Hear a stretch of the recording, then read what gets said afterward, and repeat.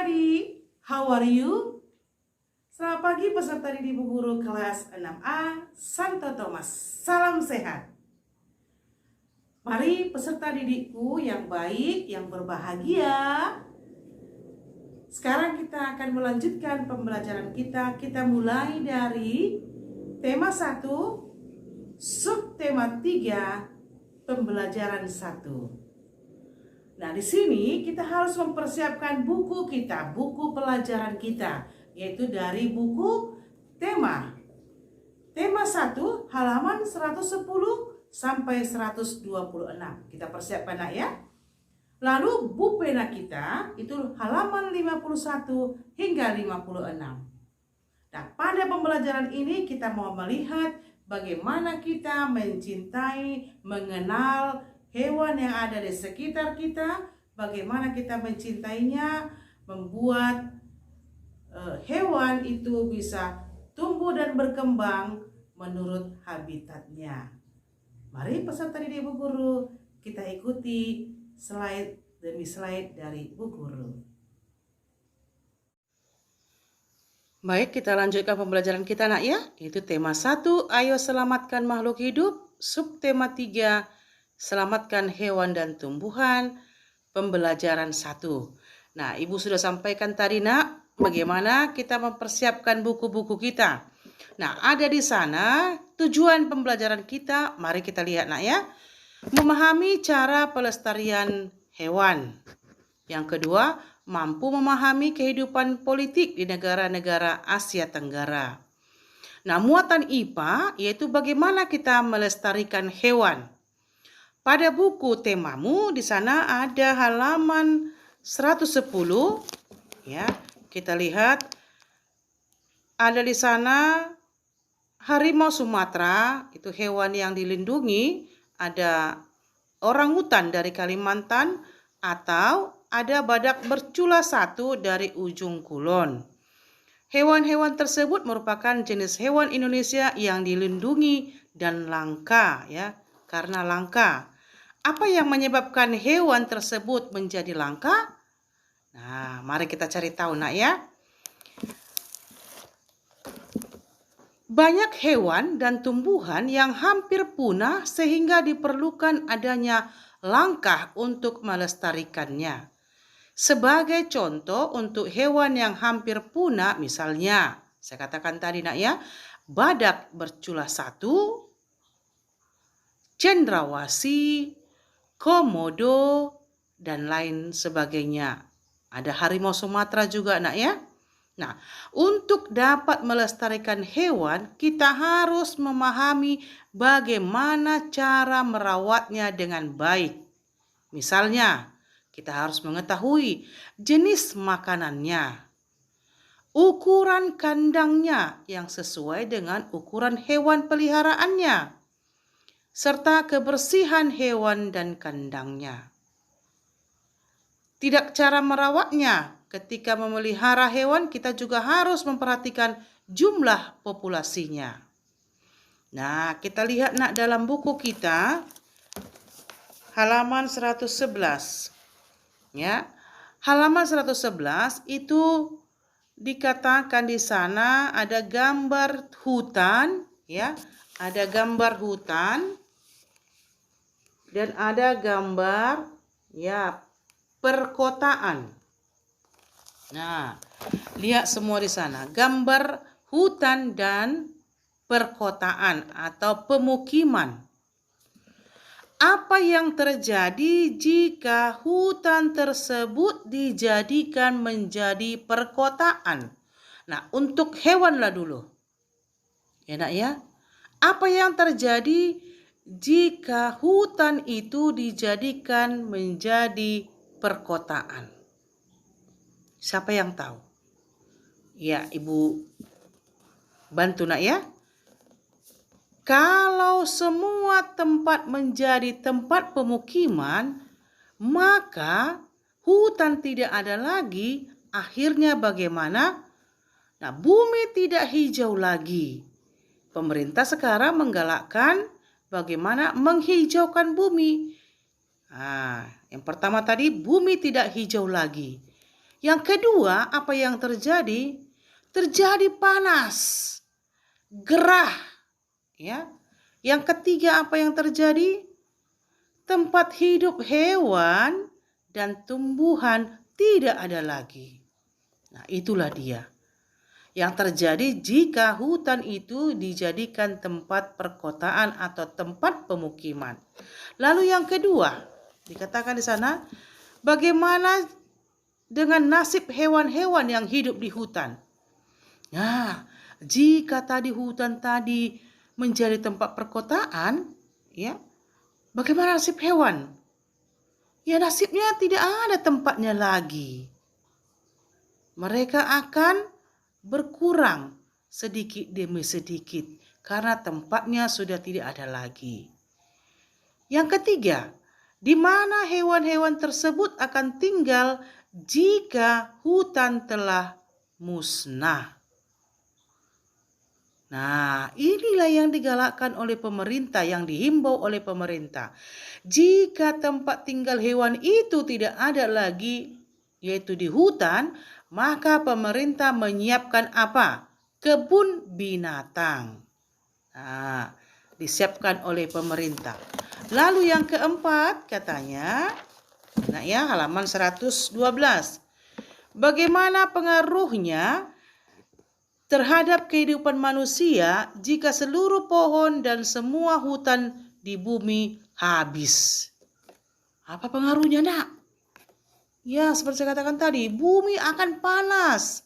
Kita akan gerah, ya nak ya, kepanasan. Lalu apa yang terjadi lagi? Nah, kita akan kekurangan daging. Daging dari hewan susah didapat, mahal harganya. Nah, itulah dia nak ya. Jadi dikatakan di sini, untuk dapat melestarikan hewan, kita harus memahami cara merawatnya. Nah, kalau dia tadi hampir punah, tempatnya nggak ada lagi, maka dibuatlah tempatnya di kebun binatang. Baik, kita lanjutkan. Pemerintah membuat penangkaran hewan langka. 2 cara, yaitu ada ex situ dan in situ. Sekali lagi ya, untuk mengurangi atau untuk membantu pemeliharaan hewan langka yang hampir punah, maka pemerintah membuat penangkaran, yaitu caranya secara ex situ dan in situ. Apakah pengertiannya masing-masing? Lihat dalam slide Bu Guru. Ex situ ini adalah untuk mencegah kepunahan satwa langka. Orang utan yang sengaja dibunuh untuk pelebaran lahan kelapa sawit di Kalimantan. Nah, berarti ex situ adalah mencegah kepunahan satwa langka.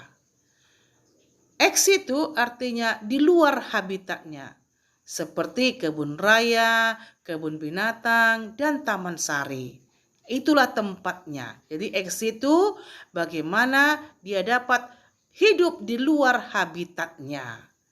Tidak lagi di hutan, tetapi dia menjadi di kebun raya, kebun binatang, atau taman sari. Nah, in situ. In situ adalah pelestarian makhluk hidup yang dilakukan di dalam habitat aslinya. Ya, contohnya taman nasional, cagar alam, suaka marga satwa, dan hutan lindung. Nah, yang kedua ini nak, kamu harus tahu ya. Penangkaran atau pemerintah membuat penangkaran hewan langka dengan 2 cara, yaitu ada ex situ dan in situ. Ex situ itu mencegah kepunahan dengan membuat habitatnya di luar habitatnya, ya. Sedangkan in situ adalah pelestarian makhluk hidup yang dilakukan di dalam habitatnya. Contohnya taman nasional, cagar alam, suaka marga satwa, dan taman sari. Dan hutan lindung. Tidak melakukan pemburuan liar dan dijual beli hewan langka itu terdapat dalam atau diatur dalam Undang-Undang Republik Indonesia Nomor 5 Tahun 1990 Pasal 19. Jadi tidak boleh atau dilarang menjual atau memburu hewan liar, ya, atau pemburuan liar. Tidak boleh, nak ya, itu sudah ada undang-undangnya. Nah, setiap orang dilarang melakukan kegiatan yang dapat mengakibatkan perubahan terhadap keutuhan kawasan suaka alam. Contohnya apa, nak, yang perlu dipelihara? Ya, yang hampir punah. Nah, ini ada hewan harimau Sumatera, ada komodo, ada orang utan. Baik, sekarang kita masuk kepada muatan IPS. Nah, fakta politik di negara-negara Asia Tenggara. Nah, negara Asia Tenggara saya ulangi, nak ya, ada berapa? 10 negara yang ada di kawasan Asia Tenggara. Nah, kita mau lihat bagaimana fakta politik di negara-negara tersebut. Kita harus tahu bentuk negaranya, kepala negaranya, kepala pemerintahannya, ibu kotanya, hari kemerdekaannya, baru bahasanya, mata uangnya, dan sebagainya. Di sini sudah ibu tuliskan atau ibu buat dalam slide Bu Guru, ada Indonesia, ada Singapura, kita lihat sama-sama, ada Thailand, Brunei Darussalam, Laos, Vietnam, Myanmar, Kamboja. Nah, dari 10 negara tersebut, kita harus tahu, misalnya kepala negara dari Singapura adalah presiden. Kepala pemerintahannya Perdana Menteri. Kita lihat Indonesia. Kepala negara kita presiden, yaitu Bapak Insinyur Joko Widodo. Kepala pemerintahan presiden. Ibu kota negara kita di mana? Di Jakarta. Hari kemerdekaan kita 17 Agustus 1945. Jadi kita rayakan, nak, setiap tanggal 17 Agustus. Nah, Agustus ini kita rayakan. Coba ingat, nak, nanti atau cari, kita merayakan hari kemerdekaan kita untuk tahun 2021 ini hari kemerdekaan yang keberapa. Ya, nak ya. Walaupun kita masa daring, ya kita harus tahu juga banyak juga nanti yang merayakan lewat ya online, ya, nak ya. Nah, bahasa kita, bahasa Indonesia, mata uang kita adalah rupiah. Nah, begitulah, cari atau tuliskan nanti sampai ke 10 negara yang ada di Asia Tenggara. Nah, baik peserta didik Bu Guru kelas 6A Santo Thomas, di akhir pembelajaran kita ini, Ibu Guru mau memberikan penugasan.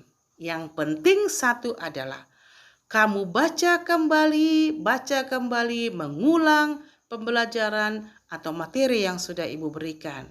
Ya, ada muatan IPA dan muatan IPS. Nah, tugas ada Ibu berikan muatan IPA. Nanti Ibu kirimkan di classroom, kamu kerjakan dan kamu kirimkan ke classroom. Yang pertama adalah apa dampak bagi hewan jika habitatnya terganggu. Nah, tadi sudah kita bahas, nak ya. Sudah kita bahas pada buku tema 1 halaman 111. Apa yang terjadi jika habitat dari hewan tersebut terganggu? Nomor 2, bagaimana cara melestarikan hewan agar tidak punah? Tadi ada 2 cara, nak ya. Ya. Yang ketiga, apa manfaat hewan kucing, ayam, dan sapi bagi manusia? Nah, itu ada pada buku kita. Ya.